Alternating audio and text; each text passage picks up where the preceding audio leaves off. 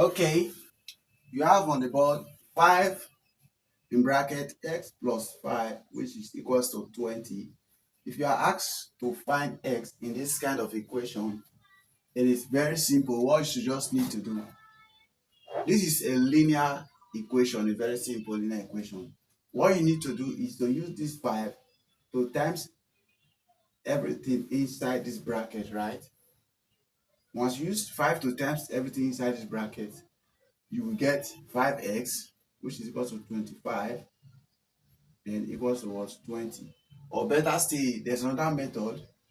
You can do it like this: 5x plus this times this will give us 25, which is equals to 20, right? Now we have 5x plus 25, which is equals to 20. So we are going to make this x stand on its own. You divide here with 5, divide here with 5, divide here with 5. This will give us x, which is x plus 5 equals to 4, right? Then this 5 will move to this side. We'll have x equals to 4 minus 5. Our x will now be equals to what? Minus 1, right? That is one method of solving it. Or you can still do it like this. You can do it like this, very shorter way. Just divide everything here by 5. Divide here with 5, right?